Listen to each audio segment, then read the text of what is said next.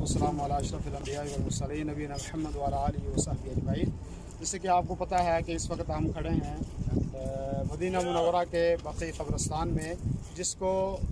बक़ी गरक़द कहा जाता था अल्लाह के नबी सल्लल्लाहु अलैहि वसल्लम के दौर में, क्योंकि गरक़द कहते हैं एक दरख्त को,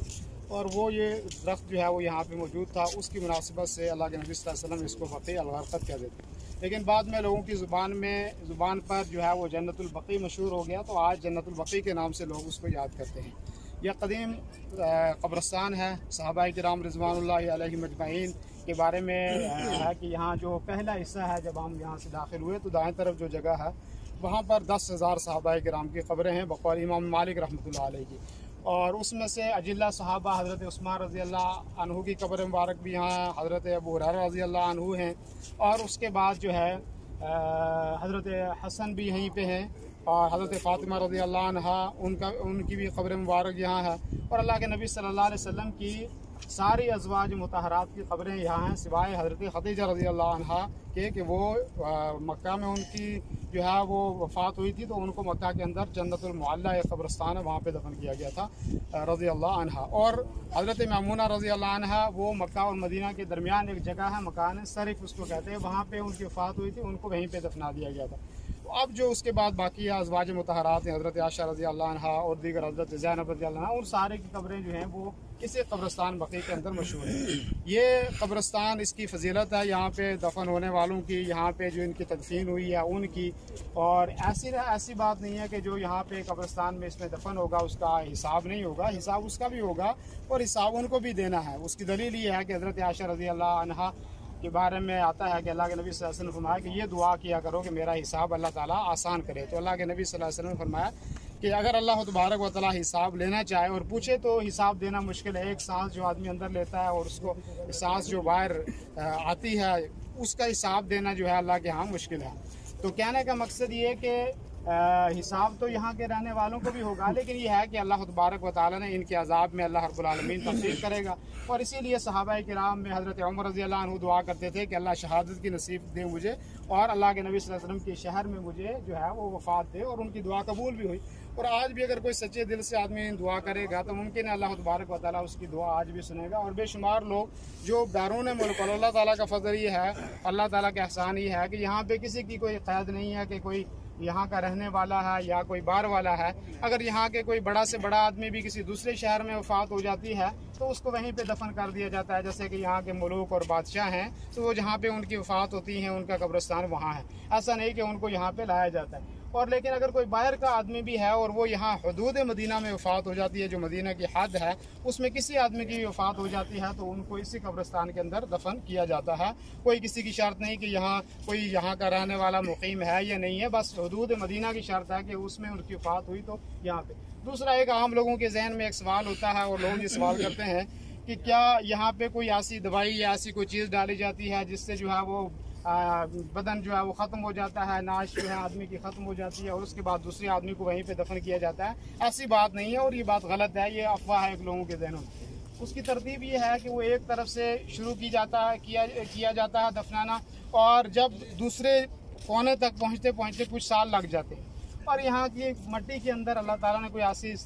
तरकीब रखी है कि आदमी जल्दी से ख़त्म हो जाता है और हड्डियाँ उसकी जो हैं वो मिट्टी के अंदर मिल जाती है। उसके बाद भी अगर कहीं पे खोदने में कोई हड्डी वगैरह आ जाती है तो उसमें उसी कब्र के साथ उसको वहाँ पे दफन कर दिया जाता है। ऐसी कोई बात नहीं। यहाँ पे कब्र दफनाने वाले अपने हिंदुस्तान और पाकिस्तान के लोग ज़्यादा हैं, आप उनसे भी पूछ सकते हैं कि ऐसी कोई दवाई डालने वाली बात या ऐसा कोई निकाल के कहीं बाहर कहीं पर उनको दफना दिया जाए और नए लोगों को यहाँ पर दफना दिया, ऐसी कोई बात नहीं। दूसरी बात यह है कि सबसे बड़ी चीज़ है कि इंसान अमली एतबार से मजबूत हो, अमल इंसान का मजबूत हो, ना कि इंसान जो है शोहरत के एतबार से बड़ा हो, दौलत के एतबार से बड़ा हो और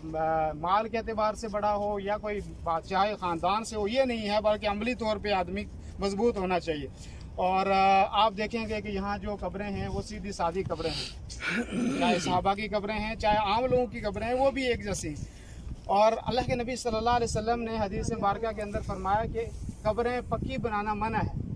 अल्लाह के नबी ने फरमाया कि पक्की कब्रें बनाना मना है, उसके ऊपर इमारत बनाना मना है। और यहाँ तक के रिवायतों में आता है कि अल्लाह के नबी सल्लल्लाहु अलैहि वसल्लम ने फरमाया कि कब्र के ऊपर लिखना भी मना है। अब लिखने से मुराद क्या है? मुहद्दिसीन कहते हैं कि लिखने से मुराद ये है कि आप कोई तख्ती लगाएं उसके ऊपर, चाहे कोई शेर व शायरी लिखें तब भी मना है, कुरान करीम की आयत लिखें तब भी मना है, तारीख़ वफ़ात लिखें तब भी मना है, तारीख़ पैदाइश लिखें तब भी मना है, और उसके अलावा कोई जिस दिन वफ़ात हुई है वो लिखें वो भी मना है, और किस वजह से वफ़ात हुई है वो भी लिखने मना है। अलबत्ता एक चीज़ है जिसकी इजाज़त है, और हज़रत उस्मान इब्न मज़ून रज़ी अल्लाह अन्हु की कब्र मुबारक के साथ अल्लाह के नबी ने किया, वो ये है कि कब्र के सराने एक जो है ऐसा को पत्थर रख दिया जाए जिससे ये पता चले कि यहाँ किसी की कब्र मौजूद है, ताकि कब्र का एहतराम जो है वो बाकी रहे। और वो भी उलमा ने लिखा कि वो बगैर कोई कलर किए गया हो और बगैर उसकी कोई ख़ास हैयत हो, रोहात की कैफियत हो कि जिससे पता चले कि कोई ख़ास कब्र है, नहीं, बल्कि आम सादा कब्र जो पत्थर वहाँ पे मिलता हो, जैसे यहाँ पे आप पत्थर देखेंगे अलग अलग तरह के पत्थर हैं, कोई ख़ास नोयत जिससे उसको लगाया गया है और जिससे ये पता चलता है कि यहाँ पे कोई कब्र है। और अल्लाह के नबी सल्लल्लाहु अलैहि वसल्लम ने हज़रत अली रज़ी अल्लाह अन्हु को, अपने दामाद को, इसलिए भेजा कि आप जाएं और जहाँ भी आप ये देखें कि कोई कब्र जो है एक बालिश से ऊपर है, बालिश ये होता है कि इससे ऊपर अगर कोई कब्र है तो हज़रत अली को कहा कि उसको बराबर कर दो। आप समझ में आई? इल्ला क़ब्रन मुशरिफन, कि कोई ऐसी कब्र है कि जो ऊपर है इससे, तो उसको कहा कि बराबर कर दो। और फरमाया कि ऐसा ही कोई मुजस्समा है जैसे हमारे एशिया में या बैरून दूसरे मुल्कों में वहाँ चौराहों पे जनरलों का, कर्नलों का, बादशाहों के वो मुजस्समे लगे हुए थे, कहा कि ऐसा कोई मुजस्समा आप देखो तो उसको क्या करो, तोड़ दो, क्योंकि इस्लाम में मुजस्समे की कोई कदर व अहमियत नहीं है। तो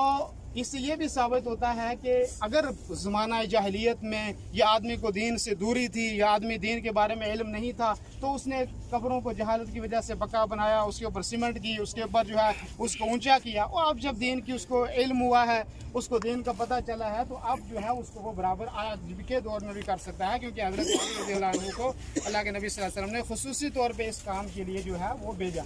और इसके बाद दूसरी बात यह है कि यहाँ पे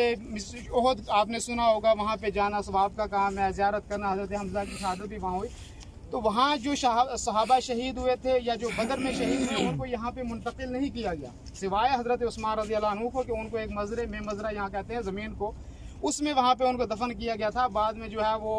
पानी आया बारिश की वजह से, तो उनका जिस्म मुबारक ज़ाहिर हो गया था, और फिर हज़रत उस्मान को भी बक़ी के अंदर मुंतकिल किया गया रज़ी अल्लाह अन्हु। और अब जो वो सहाबा यहाँ से तकरीबन, ये जबल उहद सामने है और यहाँ से तकरीबन आधे घंटे का रास्ता भी नहीं, तो यहाँ 70 सहाबा किराम शहीद हुए। उन सारे सहाबा किराम को अल्लाह के नबी सल्लल्लाहु अलैहि वसल्लम ने वहीं पे दफन किया, और वहाँ ज़ियारत करना, जाना भी सवाब। और अगर अल्लाह के नबी सल्लल्लाहु अलैहि वसल्लम के चाचा थे और सबसे प्यारे चाचा थे, अगर अल्लाह के नबी सल्लल्लाहु अलैहि वसल्लम चाहते तो उनको यहाँ पे मुंतकिल करते, लेकिन अल्लाह के नबी सल्लल्लाहु अलैहि वसल्लम ने मुंतकिल नहीं किया। उससे ये बात साबित होती है कि हम लोग हमारे मुल्कों से, खुसूसन यहाँ सऊदी में बहुत सारे हमारे लोगों की वफ़ातें होती हैं, और हम लोग ये चाहते हैं कि हमारी वो लाश अपने मुल्क में वहाँ जाके हम दफन हो। अगर यहाँ पे किसी को जगह मिलती है, ये सबसे अजीम जगह है, इससे बढ़ के कोई जगह नहीं है। और अगर कहीं और भी किसी जगह वफ़ात हो जाती है, तो अल्लाह तबारक व तआला का हशर उसके नेकियों के एतबार से होगा। जहाँ पे उसकी वफ़ात हो जाए वहाँ पे उसको दफना देना चाहिए, बस के मुंतकिल नहीं करना चाहिए। और वो जो मुंतकिल के ऊपर आपके पैसे लगते हैं, खर्च होते हैं, वो आप उसके बच्चों पे खर्च करें, वो सदका जारिया के तौर पे बाद में खर्च करें, कोई दीनी काम करें जिससे उसको सवाब मिलेगा, बजाय इसके कि आप यहाँ से उठा के वहाँ ले जाएँ, उसमें कोई अजर या उसको कोई मुंतकिल करने की खास वजह नहीं है। तो बहरहाल ये चंद चीज़ें थी इस कब्रिस्तान के बारे में जो मैंने आपके सामने रखी, और इंशाअल्लाह आप मज़ीद जो है तारीख़ में इस कब्रिस्तान की तारीख़ पढ़ सकते हैं, और सहाबा के बारे में पढ़ सकते हैं, कौन कौन सहाबा यहाँ पे दफन हैं उनके बारे में पढ़ सकते हैं। असल बात यह है कि अमली तौर पे आदमी को मजबूत होना चाहिए। आप बहुत सारे हमारे लोग जो हैं यहाँ से कब्रिस्तान की मिट्टी उठा के ले जाते हैं, अगर आप मिट्टी सारी उठा के ले जाएंगे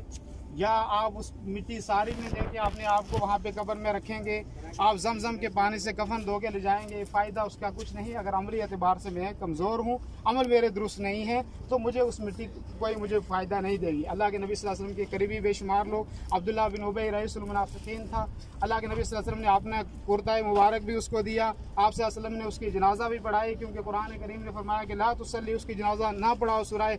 तौबा के अंदर पूरा वाक़या लिखा है। फिर भी अल्लाह के नबी सल्लल्लाहु अलैहि वसल्लम ये वहाँ पे कहा कि अगर 70 दफ़ा भी मुझे तौबा करनी पड़े,